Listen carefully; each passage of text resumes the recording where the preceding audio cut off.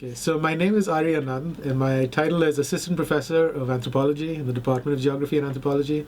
And I specifically teach cultural anthropology and one course that's sort of linguistic anthropology, which is what this course is. So this course is Anthropology 315, which is Language and Culture and Society. And the course is an attempt to explore the relationship between language and its contexts, really, which are culture and society. So today what I want to talk about is language ideology, which is a relatively recent concept in linguistic anthropology. It's really the mid to late 90s when this kind of became a concept and a way of analyzing language use.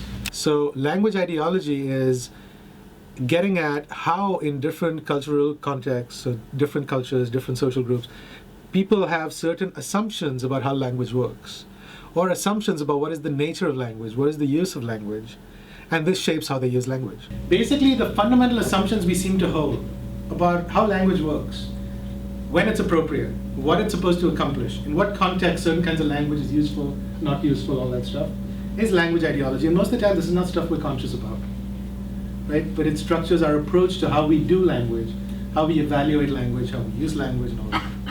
All of us, in some sense, are and see ourselves as experts in language because we all use it. We all use it every day. We take it for granted, and we think we're pretty skilled at it in general.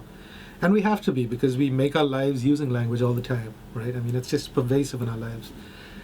But what that means is, because language is so central to our lives and we use it all the time and we take it for granted, we don't really tend to explore what underlies our language use. We don't tend to explore some of the mechanisms that make our language work in the way that it works. Obviously, we know words are incredibly flexible, right? In different contexts, they assume different kinds of meanings. I mean, this is very common. Calling something bad can mean something awful, and it can mean something really, really good, depending on context. Yeah. So this connection of social relationships, social institutions, culture and cultural resources, and language use, to be able to connect these three things and make sense of our world in more interesting ways by using these ways of thinking, that's what I would like students to be able to get out of this class.